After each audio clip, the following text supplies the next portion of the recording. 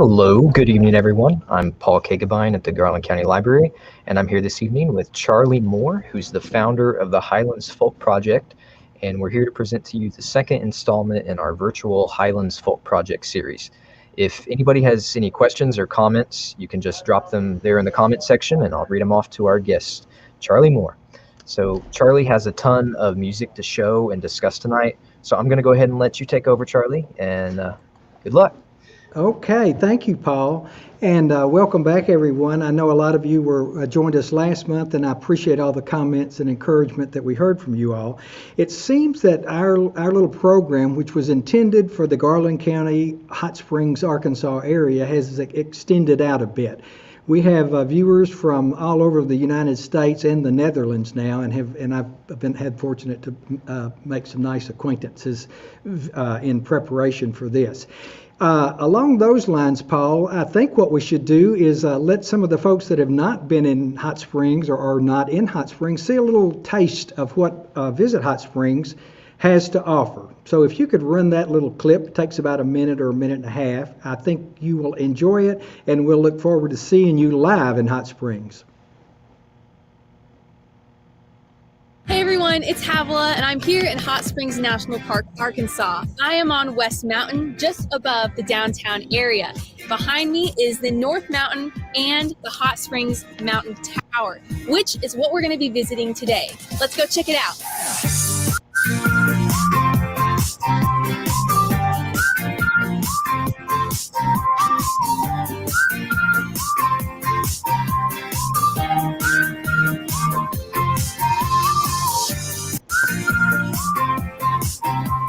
I made it. So started all the way from West Mountain, then went through Bathhouse Row, and here we are at the Mountain Tower. Wow, the original wooden observation tower was built in 1877. Hot Springs Mountain Tower is the thing to do in Hot Springs, Arkansas. The tower elevator will transport you 216 feet to the observation decks, where you'll enjoy breathtaking panoramic views of the Ouachita Mountains, Hot Springs Mountain, and Diamond Lakes area, all at 1,256 feet above the sea level. For the only 360-degree view of Hot Springs National Park, this tower is amazing. Be sure to learn more at hotsprings.org. My name is Havila Rogers, and I will see you next time on Check It Out.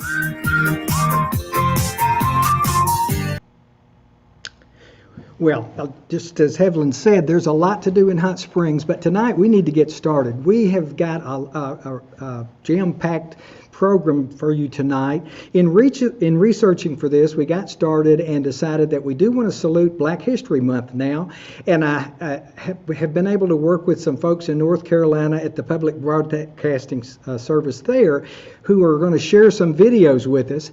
But in the meantime, I decided we had to find some local people that could help us do that. And for those who attended the live performances last year, I bet you remember a young lady named Akayla Jones. And she's going to join us here in just a second to perform and to just talk to you.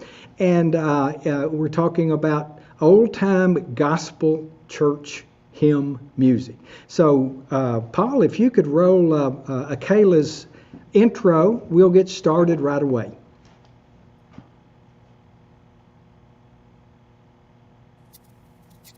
Hi, my name is Akayla Jones, and I'm a resident here in Hot Springs, Arkansas. And I'm so excited to be a part of this project. I love music. I've been singing since I was a child, and I'm really inspired by the music of old time. And it's been really awesome to be able to connect those with Black music, gospel music, and the roots that come from our history together as a collective. And so I hope that you enjoy this performance, and I hope that you will continue to support the work that Arkansas Highlands Folk Project is doing. Thank you.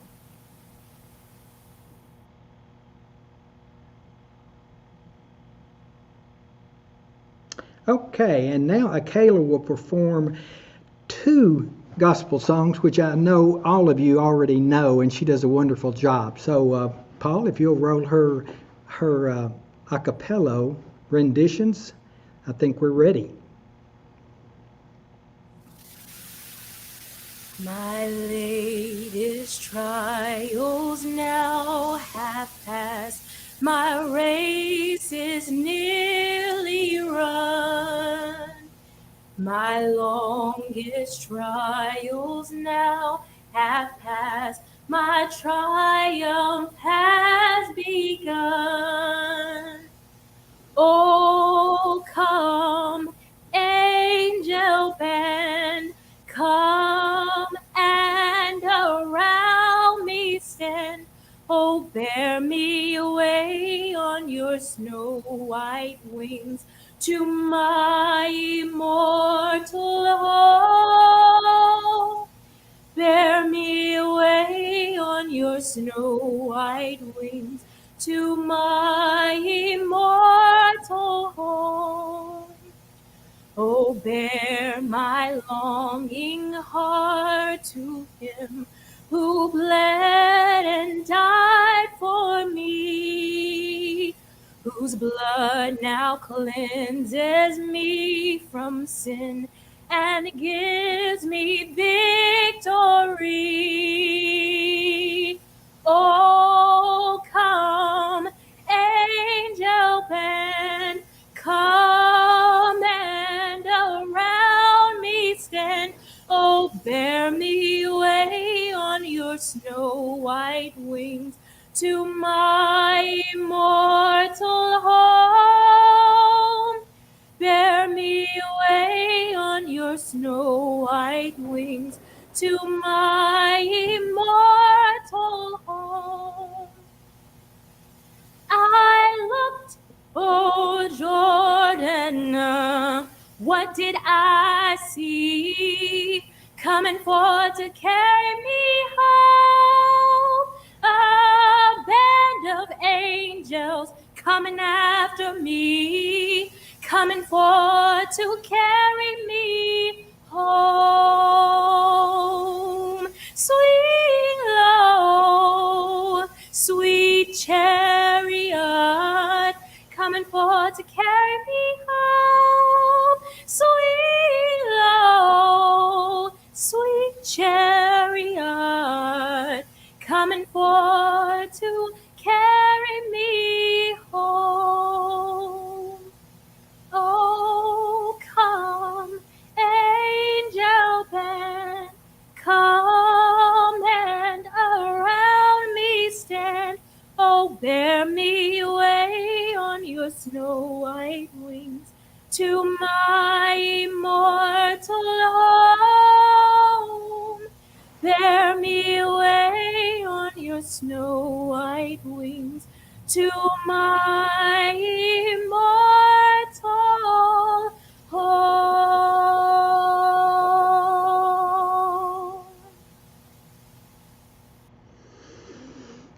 Thank you, Akela. Akela was one of my first picks to be on our team last year when we decided to, with the library, to do this, and she was certainly an asset to helping us plan the live events, and I really appreciate her coming back and sharing her God-given talent with us tonight.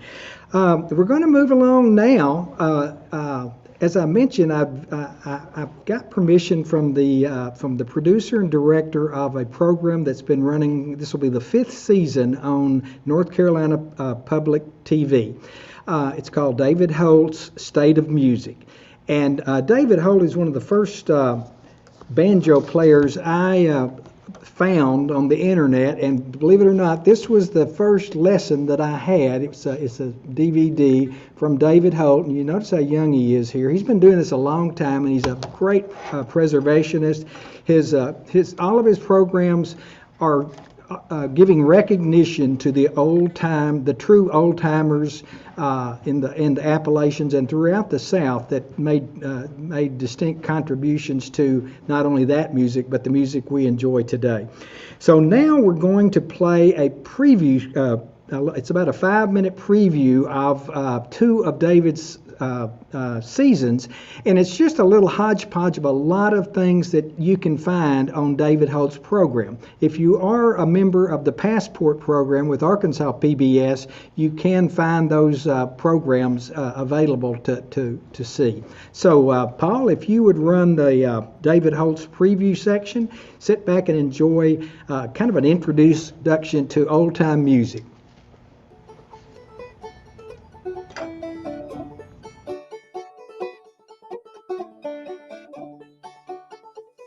Let's talk about what to call this music that grew up in the Southern Mountains. Traditional music, mountain music. Old time, bluegrass, hillbilly music, string band music, roots music, folk music. It's been called all that and more, but no matter what you call it, it's one of our great cultural treasures. Welcome to the State of Music. I'm David Holt. I want to introduce you to a few of my friends. These are people I've played with and been inspired by over the years. Some of the very best in the world of folk and mountain music. And they're some of the people responsible for the healthy state of music today. They're carrying it into the future. And I got good news. The future looks bright. I'll be talking and playing music with guitarist Brian Sutton.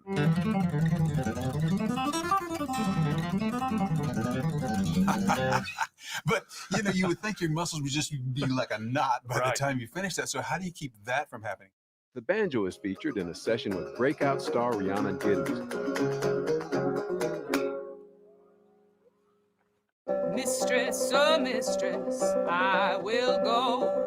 Leave this house and all I know. And that was where I think the Blackface Minstrel Show started to kind of go downhill, is that people started, you can see it in the press of the time, people started going, why are there white folks being in blackface when there's actually these black performers doing, you know? I'll be playing ballads with multi-talented Josh Goforth. It's kind of the classic formula for ballads. You know somebody's got to die. That's right. Oh, Staggerly, shot Billy line, what do you think of that? We'll also visit with Lena Mae Perry and Wilbur Tharp and hear the soul-stirring gospel music of the Branchettes. He thought to love me. This I know. We'll visit with phenomenal fiddler Bruce Mosky. Down the road, I got a sugar bit down the road. The Balsam Range is where the Blue Ridge Mountains meet the Smoky Mountains. And it's the perfect name for a group whose music is so deeply rooted in this area.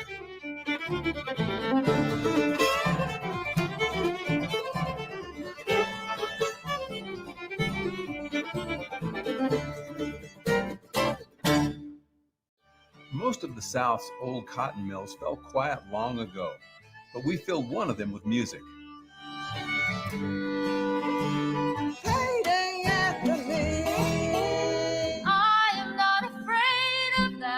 Raina Geller, Laura Lynn Dossett, and the legendary Alice Gerard. They're calling me home. We'll go to Brevard, North Carolina to call on one of the most popular bands playing progressive bluegrass today, the Steep Canyon Rangers.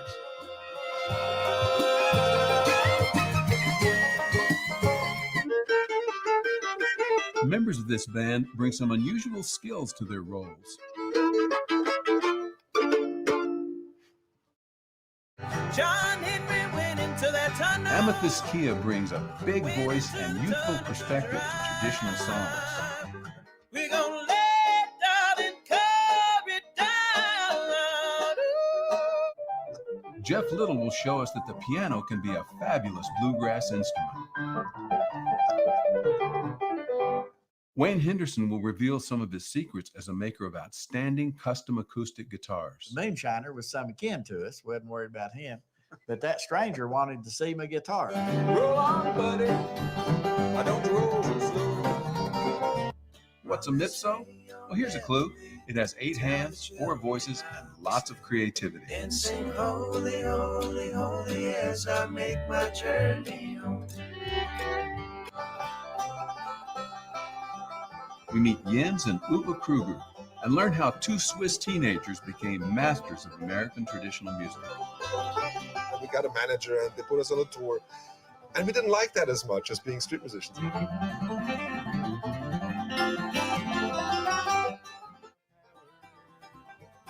We visit with Doyle Lawson, who's been a driving force in bluegrass for more than 50 years.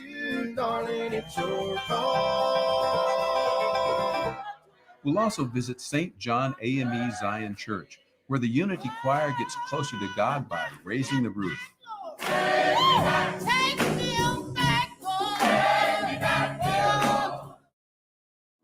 What's a songster? Well, 100 years ago, almost anybody could have given you the answer. Now the answer is Dom Flemons. Oh, yeah.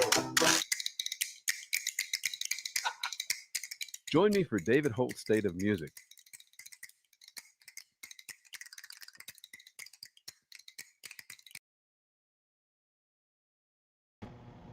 Okay, now that was a brief summary of 2 seasons of that program, and many of those performers have performed in Mountain View and other areas in Arkansas, as has David Holt. And I do encourage you, if you're interested in pursuing that, look up, go to the passport section of Arkansas PBS, and I believe you'll be able to find it. Let's see here. We've got so much to show you, and I don't want to take up too much time away from the performers, but there's a few things I just feel like I have to mention. Number one, the history. For those who were not participating last week, we do use a little high-tech stuff in my old-time presentations, and this was my history timeline, which shows some very important dates. And again, we're talking about the music, and we're not here to celebrate the hard times, the struggles, the things that we our forefathers had to endure.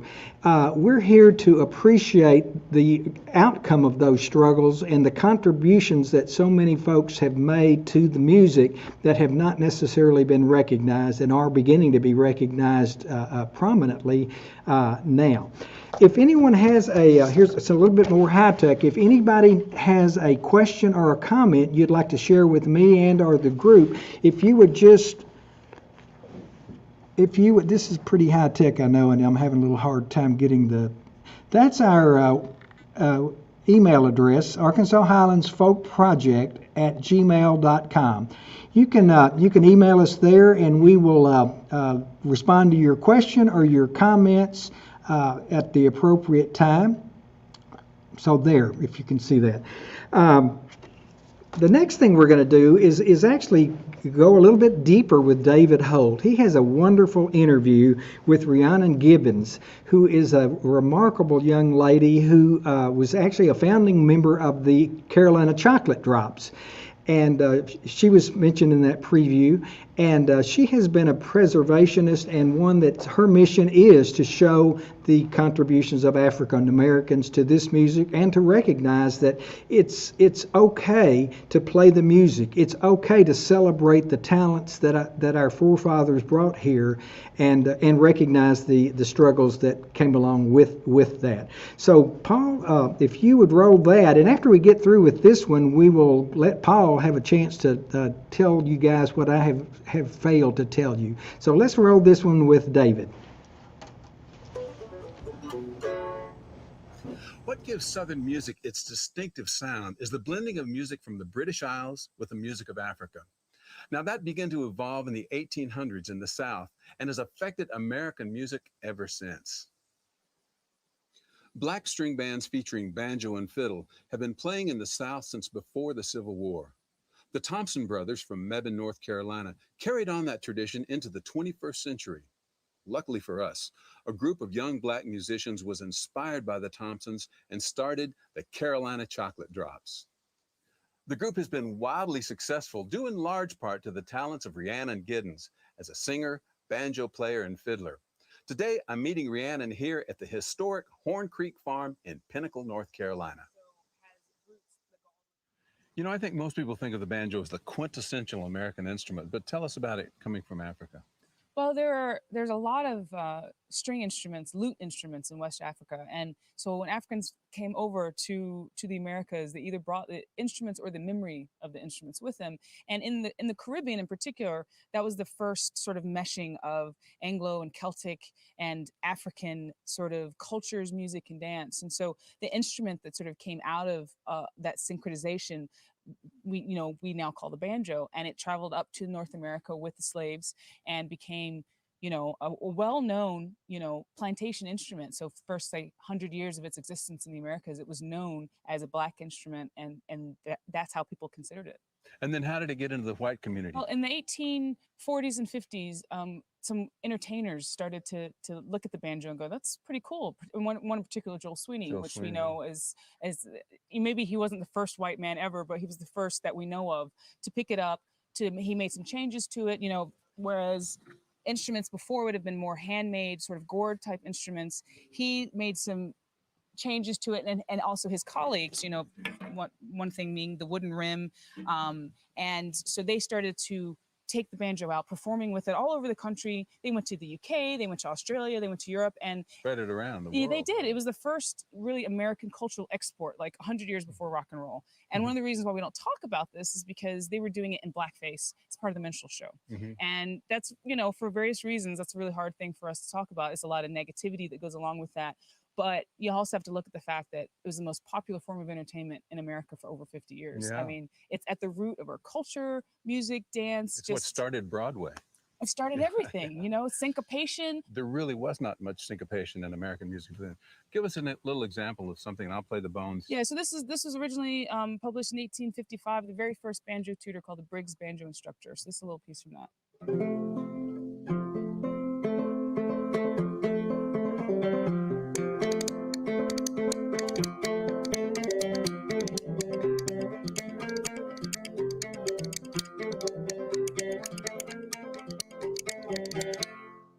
Yeah, that's great. The other thing that's, I think, interesting about the minstrel shows is that's actually how black performers started getting into show business. Yeah, I mean, after emancipation, that was the only way that they could be entertainers, was to actually blacken up, to put on blackface.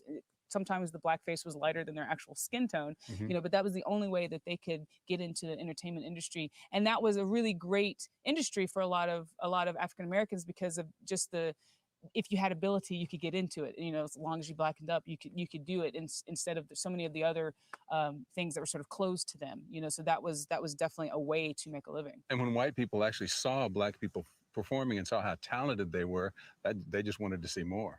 Yeah, I mean, that was where I think the blackface minstrel show started to kind of go downhill. Is that people started, you can see it in the press of the time, people started going, why are there white folks being in blackface when there's actually these black performers doing, but then, in the black community, the blackface minstrel show sort of, it was subverted, and some of the comedy that comes out of that. I mean, when that's your only outlet, and it's such a sort of negative thing, you have to sort of turn it to you have to turn it, or otherwise you can't survive. So some of black humor and some of the oldest things in black entertainment come out of that sort of subversion of the minstrel show. So I mean, it's extremely important to talk about.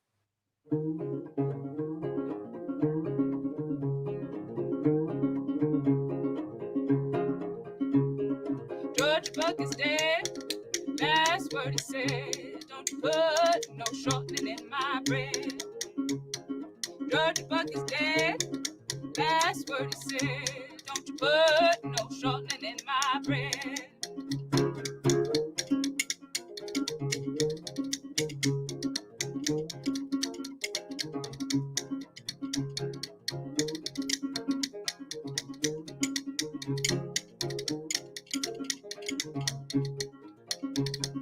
George Buck is dead. That's what he said. Don't you let your woman have her way. If she has her way, she will go and stay all day. Don't let your woman have her way. Well, we know what we're doing.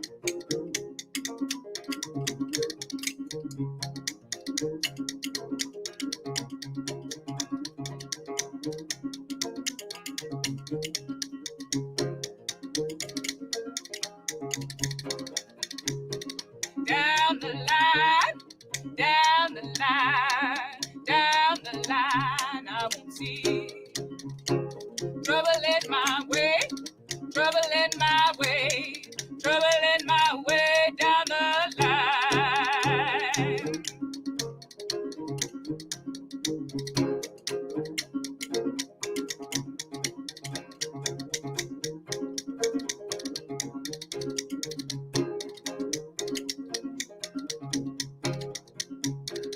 Georgia Bucky's dead.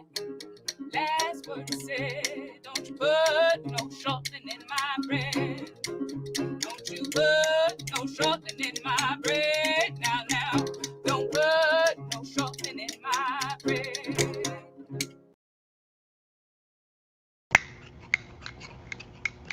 Oh, okay. That was Rhiannon Giddens and David Holt. These are bones, and you're going to see these played a little bit more, and gets back to the common man's music is what all this music is about. And if you didn't have, if you weren't able to have a fiddle or a banjo or a guitar, you did what you had to make do with what you had. And we're going to have another good demonstration of that from someone besides me. Paul, let's switch over to you and see if I've left out anything or if you have had any questions come in. Well, how about you tell them about your donation link that I'm about to drop there in the comments that you had set up?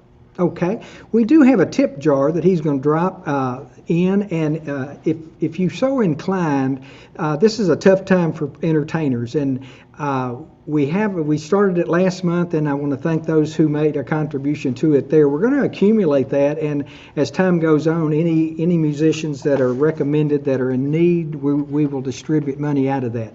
It goes to nothing, no administrative expenses. It only goes to musicians that either participate in our program or others that are recommended by other musicians that say, so somebody needs a little help right now. So please be generous if you can. Also, after the program, it may be a few days after, we'll leave email or website links to all the performers that are participating in our programs. And if you would like to, you can go to those websites and download their music or see some of their free concerts. And many of them offer lessons, and so we'll be talking about that a little bit more too. That's about all I have to say about the tip jar. Why don't you tell them about your newsletter?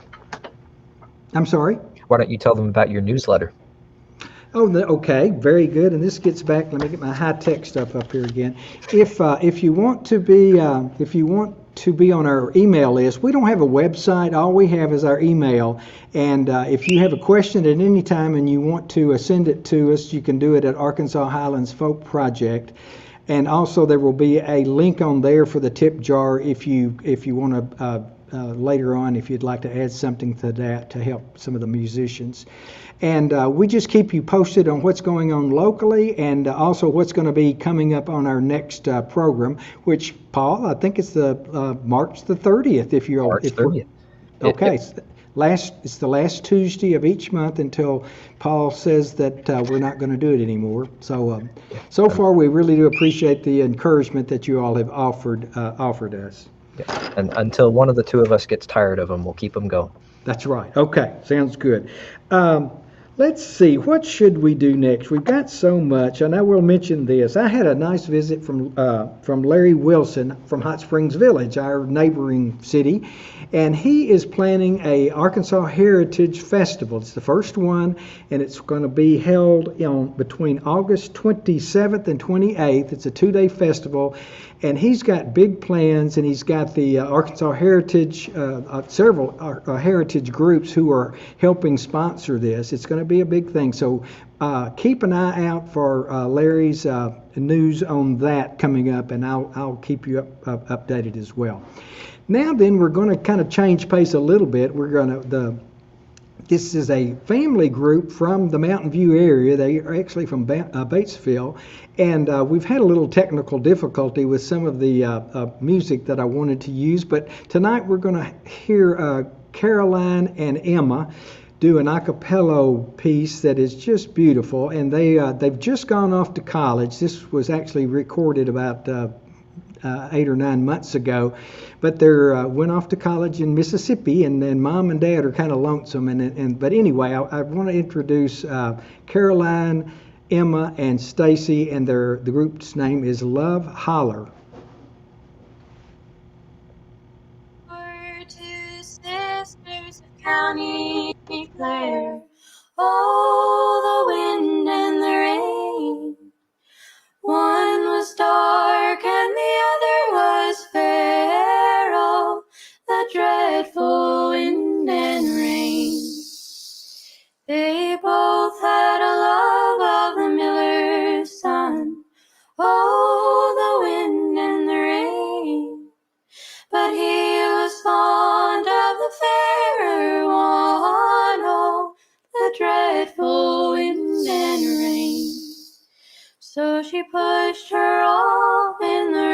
to drown. Oh, the wind and the rain, and watched her as she floated down. Oh, the dreadful wind and rain. Well, she floated till she came to the miller's pond. Oh, the wind and the rain, dead on the water like a golden swan. Oh, the dreadful wind and rain. And she came to rest on the riverside. Oh, the wind and the rain. Her bones were washed by the rolling tide. Oh, the dreadful wind and rain. Along the road came a fiddler fair. Oh, the wind and the rain, and found her bones just lying there. Oh, the dreadful wind and rain. So he made a fiddle peg of her long finger bone. Oh, the wind and the rain. He made a fiddle peg of her long finger bone, cried, oh, the dreadful wind and rain. And he made a fiddle of her breastbone. Oh, the wind and the rain. He made a fiddle of her breastbone, cried, oh, the dreadful wind and rain. And he strung his fiddle bow with her long yellow hair. Oh, the wind and the rain. He strung his fiddle bow with her long yellow hair, cried, oh, the dreadful wind and rain. But the only tune that the fiddle would play was, oh, the wind and the rain. The only tune that the fiddle would play was, oh, the dreadful wind and rain. Thank y'all so much. We're Paul. We play old time music. Hope you enjoy the rest of the show. Sweet Family, they were our guest when they played here at the library a couple of years ago, and they've grown up a lot since then. But a real sweet family. In fact, the dad, Stacy, is a physics teacher at the high school in Batesville. Let's see, a few more things that we'd like to mention. Part of our mission is to entertain, to educate, and to preserve this old-time music. And we also want it to be a community builder. So we're looking for folks who would like to take an interest in this.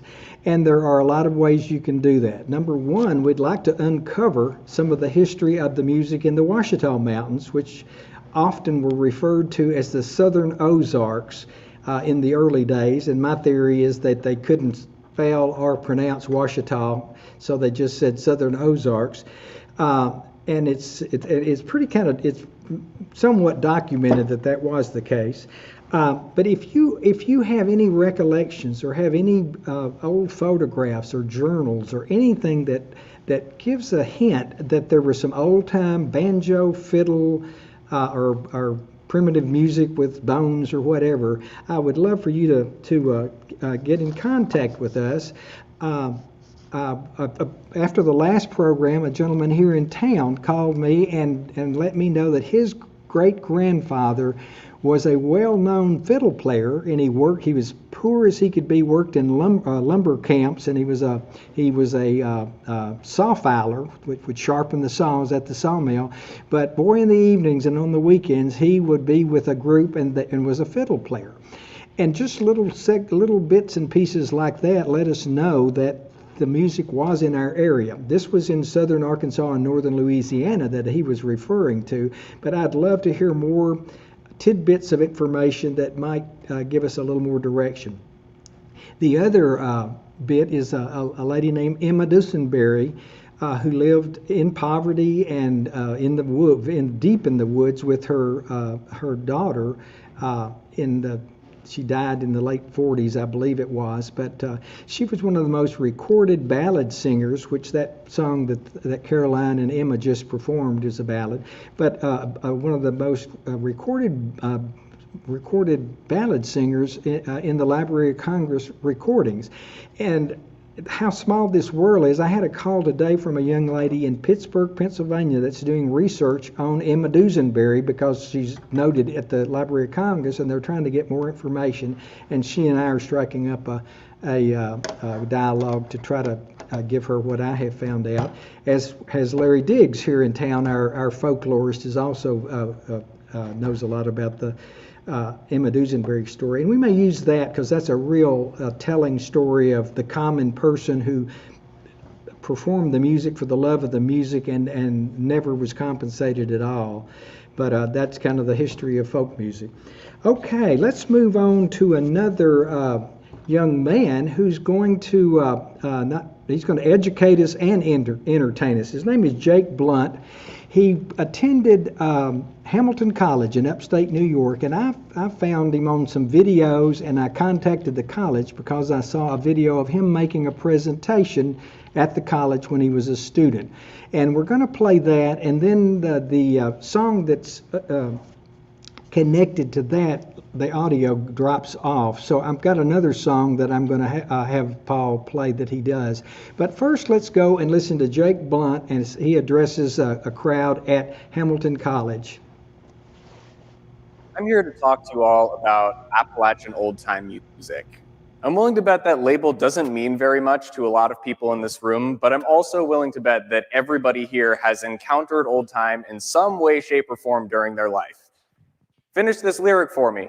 Where did you come from? Where did you go?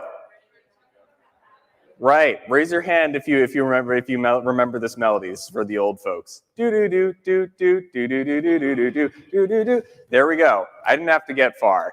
First one, Cotton Eye Joe, a dyed-in-the-wool old-time tune originating on slave plantations, covered by the Swedish band Rednecks in the late 90s to unexpected international success. The second one, Turkey in the Straw, descended from an Irish tune, been through a number of less than savory permutations over the years, but I now know it as the ice cream truck song. We've all come into contact with this music. It's all around us, but a lot of us go through life without ever understanding what it is. So I'm here to help remedy that. I'm going to tell you all a little bit about where old-time music is from, who it's from, what instruments are involved, and what it sounds like, and then the guiding principles of that tradition. So as Appalachian old-time music's name suggests, it's from the Appalachian Mountains. We're talking about Tennessee, Kentucky, Virginia, West Virginia, Pennsylvania, even parts of upstate New York. And with the geographic spread that big, you're bound to get many different ethnic and cultural influences on the music. Old-time music does not disappoint. Although its Scottish and Irish heritage is relatively well known, every ethnic group that's ever existed in the American Southeast has left indelible fingerprints on the legacy of the music. African-American slaves developed the banjo on this continent from a West African instrument called the akonting. They introduced it to old-time music and totally changed the rhythmic and melodic character. German immigrants brought over an instrument called the Scheithold that would evolve into what we now know as the Appalachian Dulcimer, a signature instrument of the musical style often found in the northern part of the mountain range. This is a deeply syncretic, profoundly American form of music. What does it actually sound like? That's not necessarily an easy question to answer because we don't learn from big books of sheet music, although they do exist. It's an oral tradition. When I first started learning, I made trips down to North Carolina and to West Virginia, and I still do, to spend time with some old folks who had some good tunes, and they passed those down to me. This music is intensely rooted in heritage and culture, and as a result, you might not recognize it if it came from Tennessee or Georgia as opposed to West Virginia. It doesn't always sound like it does everywhere else. But there are certain things that it has in common across the board.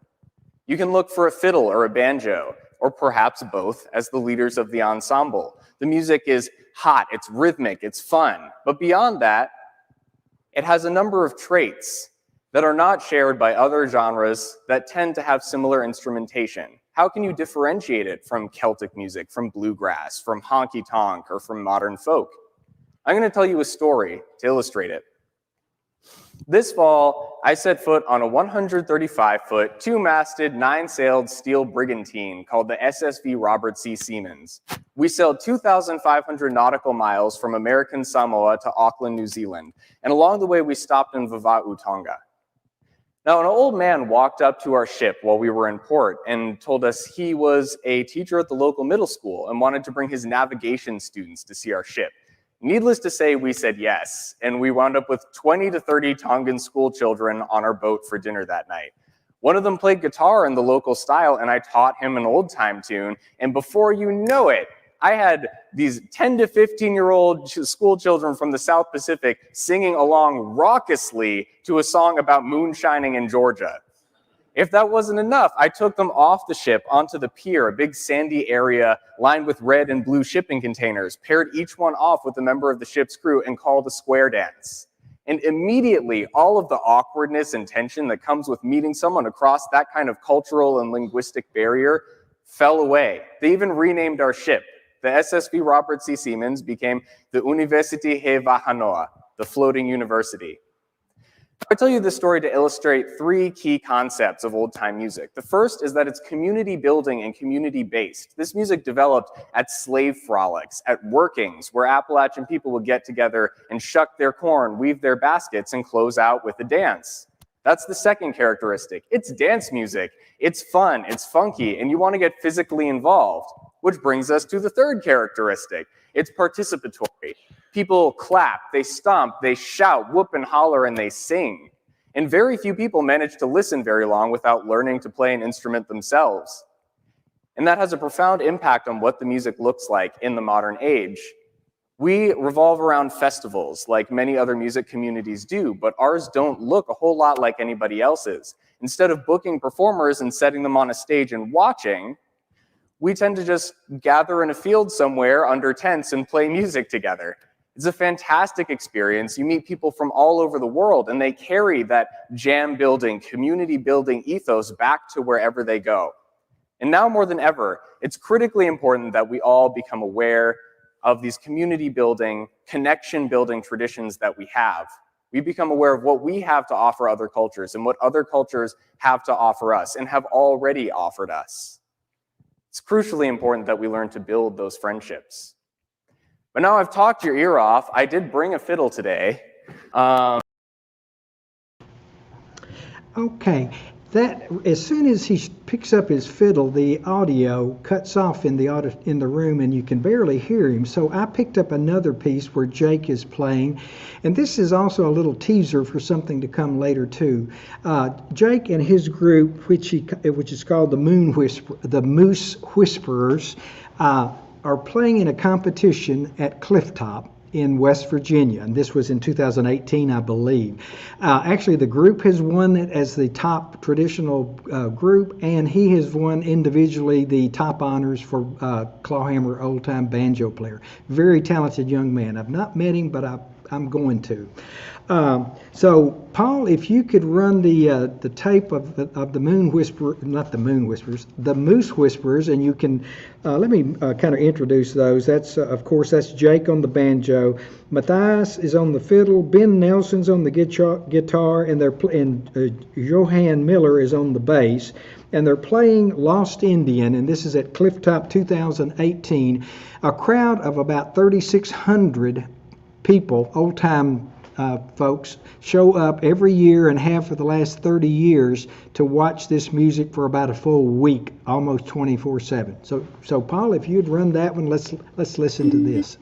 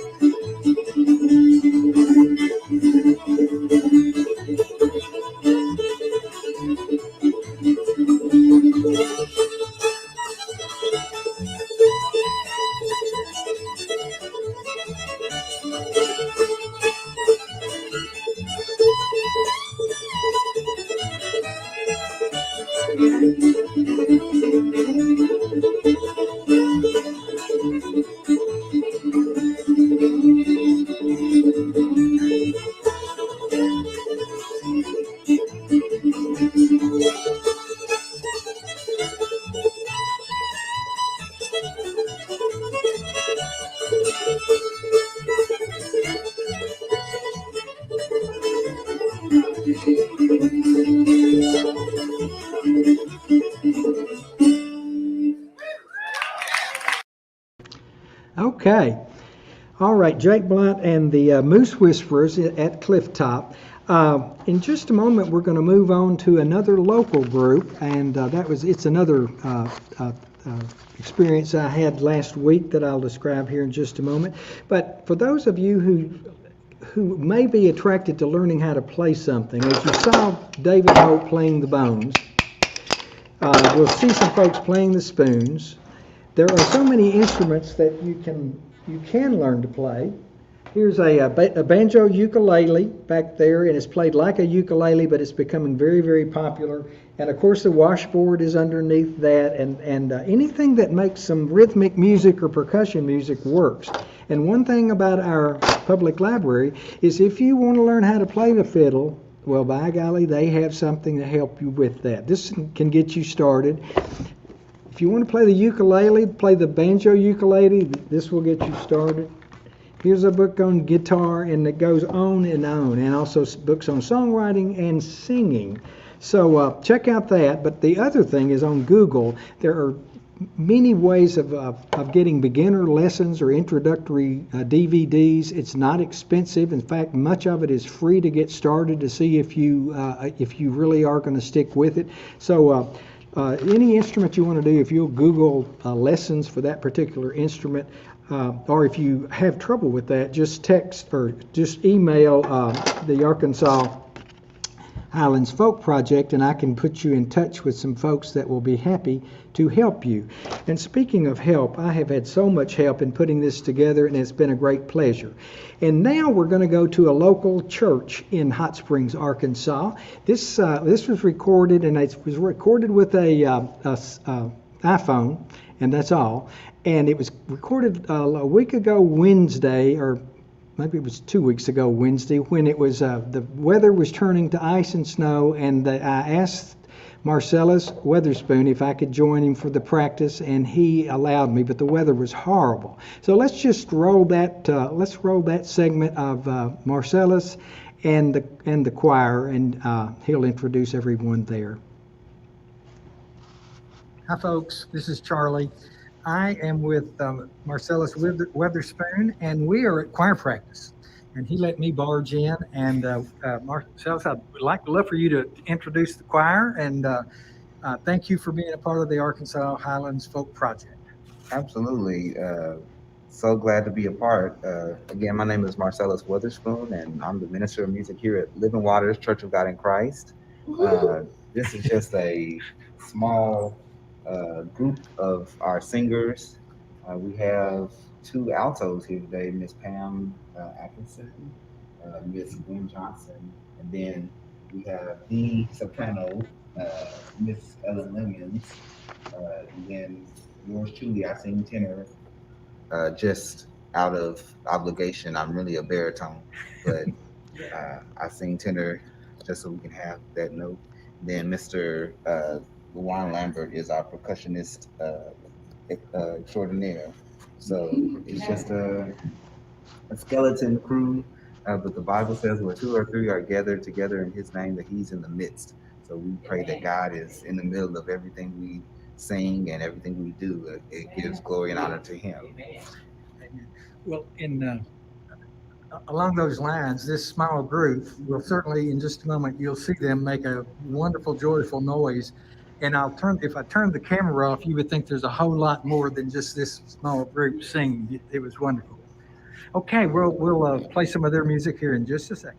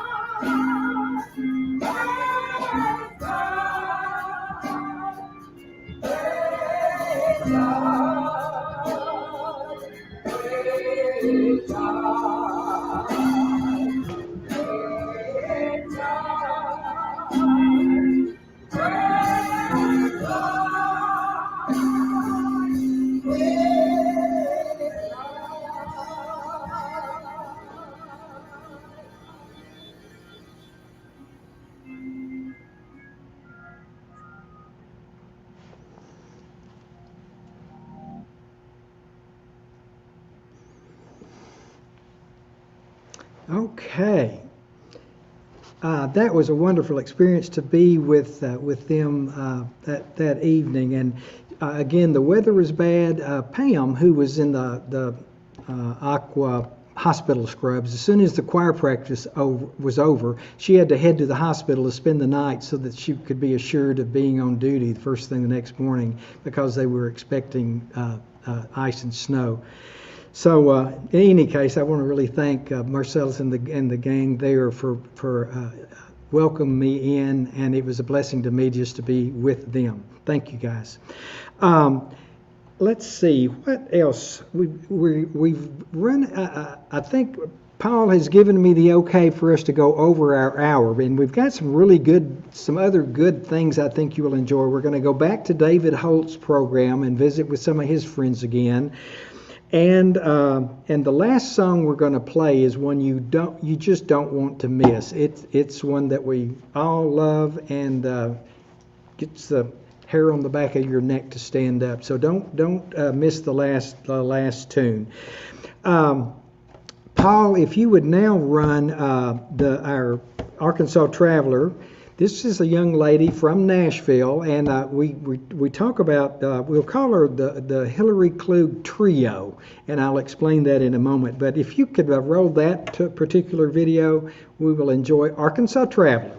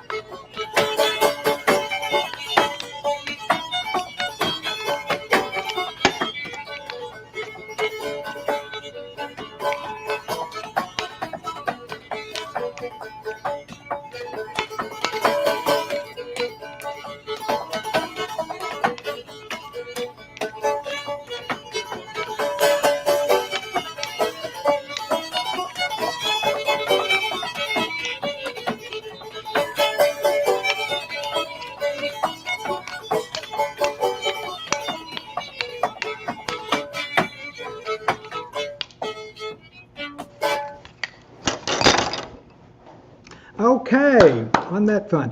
The trio was, of course, the banjo, the fiddle, and her feet. And a big part of old-time music was either playing your body, your feet, your spoons, your bones, whatever it was that you could make a rhythmic tune with. And back when Jake was speaking, he said it's a participatory style. So the more people that participate, most people didn't just sit around listening. Like it wasn't a concert, it was a dance and a participatory get together, and it was a lot of fun, and it still is, and I hope some of you will pursue that. Now then, we're going to move right on into another of David Holt's programs. This time he's going to be with Dom Flemings. I'll let him introduce it, but it's another good example of some traditional instrumentation.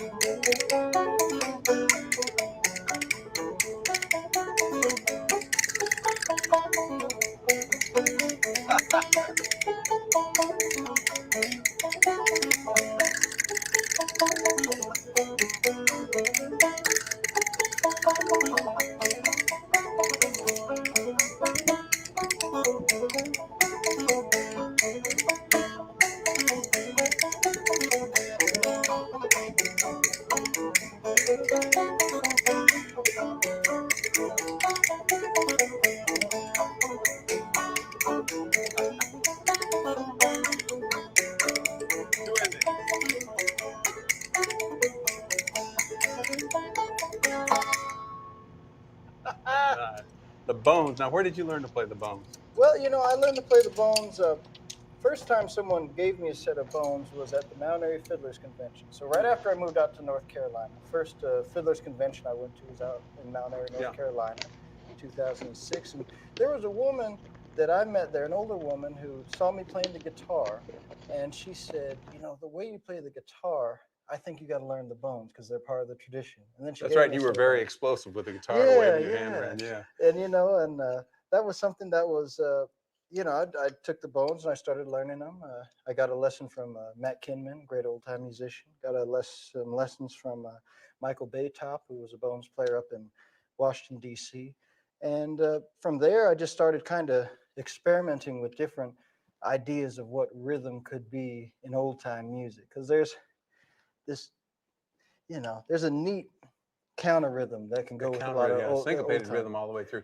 Did you know that bones were the first instrument I learned? When I was a kid, my family was from North Carolina originally, and they brought the bones from North Carolina to Texas, where I grew up. Oh, wow. So let's try it together. Yeah. I don't have quite a fancy style as you do. You got some great licks there, but we got the rhythm. Let's just try a little bit of bones extravaganza here. Yeah, let's try to get it. Let's get it going on. So go ahead, Dave.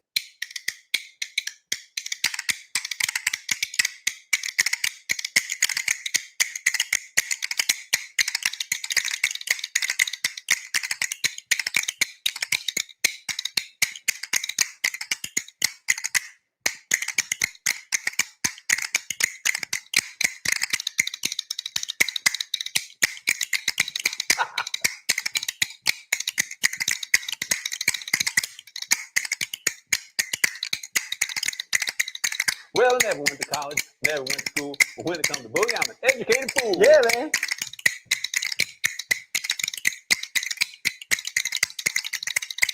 Let's bring it home.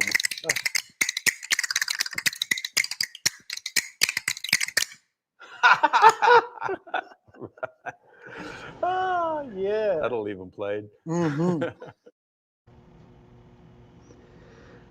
Okay, again, two grown men having a great time with two sets of bones. That's great. Let's see, where are we? Paul, do you have any other announcements? Is there anything else? We're going to kind of wind down, Paul. Next, I want to skip what I had and go to Jenny and Tom, and then we'll do that final song that I've been teasing you guys with. But anything else on your end? Well, I think the number one question on everyone's mind is when we're finally going to hear you play. Hello? I don't know. The audio is really bad there. I don't know what you said, but let's move on. No. Come. All right, next time you have to play. No, by March, we'll see. At least 1 minute. Okay. This next group was at our original. It was the original band for the January of 2020. It is Jenny and Tom Sartain from Mountain View, Arkansas, and they recorded this with an iPhone. So some of our video and audio may not be as fine as we would like for it to be, but I think it expresses what we're trying to do. And in the old time way, you had to work with what you had. So here we go. So if you can roll that one anytime.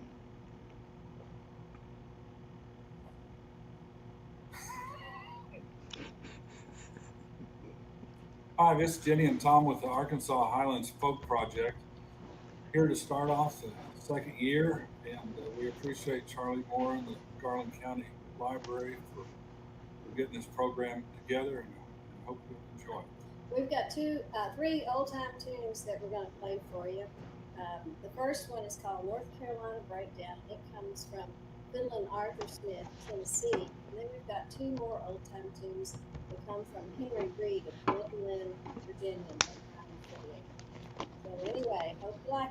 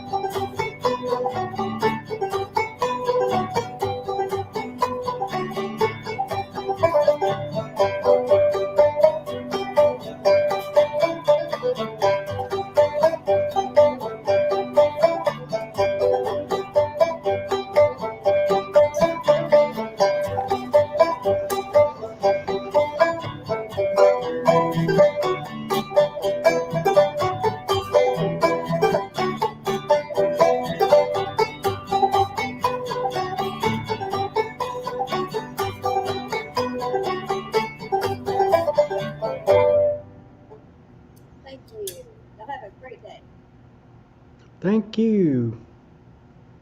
Thank you, Tom and Jenny. That was a medley of North Carolina Breakdown, Shoes and Stockings, and Wild Horses at Stony Point. Thank you very much. Okay, now we've led up to the final song, and this is a performer I was not familiar with. He is best identified with Delta Blues. He's a 5-time Grammy Award winner, and this was a part of a David Holt program. But I just love this song, and I think you will too. So, Paul, this will be our last song, and we'll just check back in afterwards to see if there's anything that we need to do to follow up. Thank you guys for being with us tonight.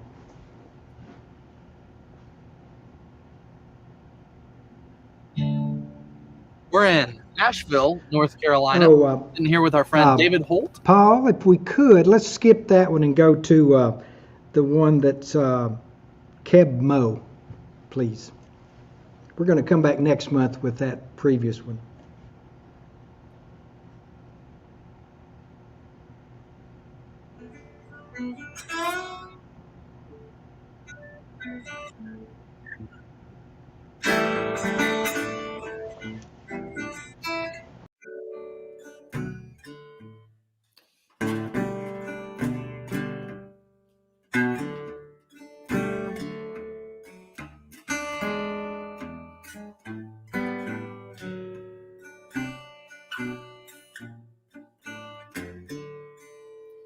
Oh, beautiful, for heroes proved in mirror ratings to ride, who more than self their country love, mercy more than life,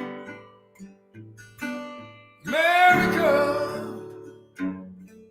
America, may God thy glorify,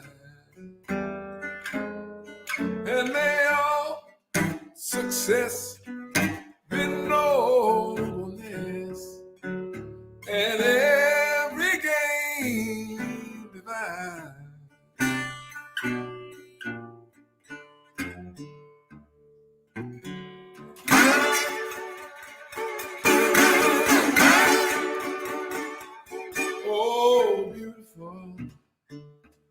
For spacious skies, for amber waves of grain,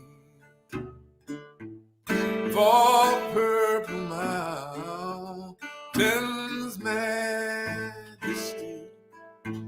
above the fruited plain. America, America, God shed his grace on me and crowned by good with brotherhood from sea to shining sea, from sea to shining sea. From sea to shining sea.